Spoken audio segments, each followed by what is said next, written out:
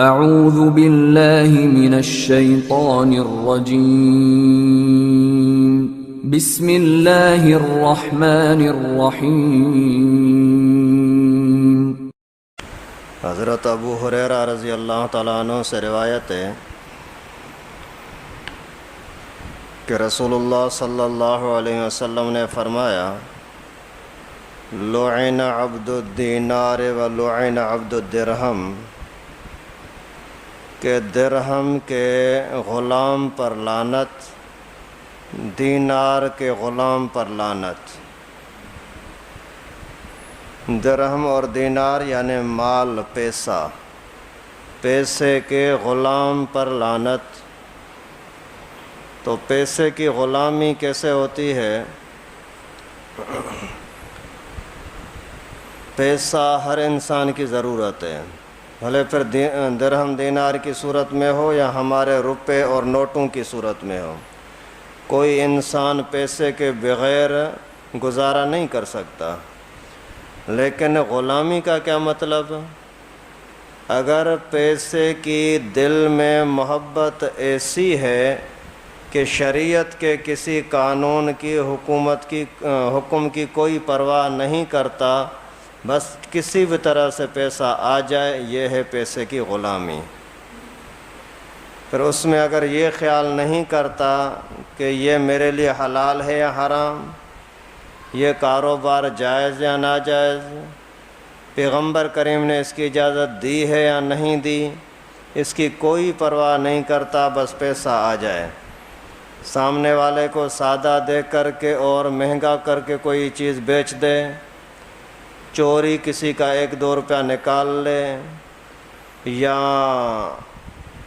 ناجائز چیزیں بیچ کر کے، چرس، ہیروئن وغیرہ بیچ کر کے اور اس کے پیسے کما لے، یا کسی بھی طرح سے خیانت کا پیسہ ملا ہے، امانت کسی چیز کے لیے، اس نے 1-2 روپیہ اس میں سے اپنی طرف نکال لیے، تو یہ ہے پیسے کی غلامی۔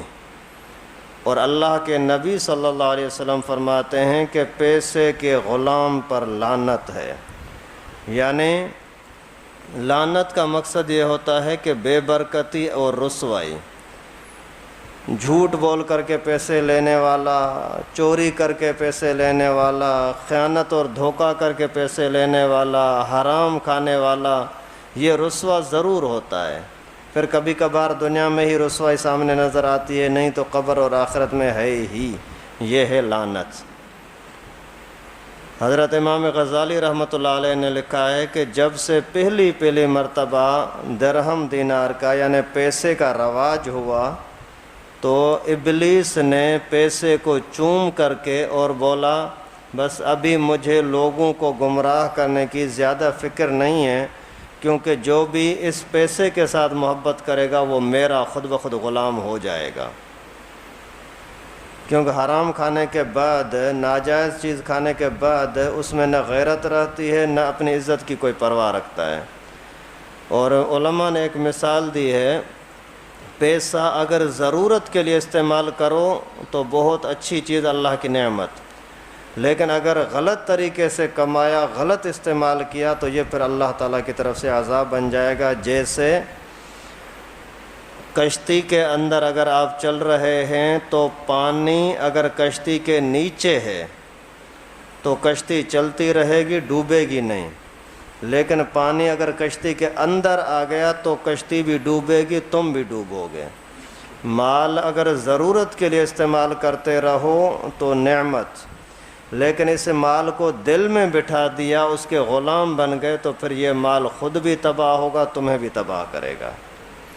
اس وجہ سے مال ضرورت بھی ہے۔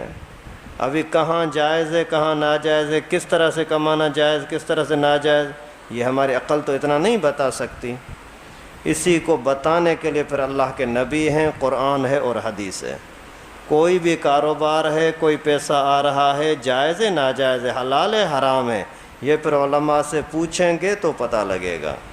جو نہیں پوچھتا پھر اس بیچارے کو پتہ ہی نہیں لگے گا۔ جیسے دنیا میں زہر کھا جائے پتہ نہیں لگتا، اسی طرح سے حرام کھائے تو بھی پتہ نہیں لگتا، لیکن اثر تو ہوگا نا، زہر کھائے گا تو مرے گا، حرام کھائے گا تو جہنم میں جائے گا، اثر ضرور ہوتا ہے، بھلے انسان کو پتہ لگے یا نہ لگے۔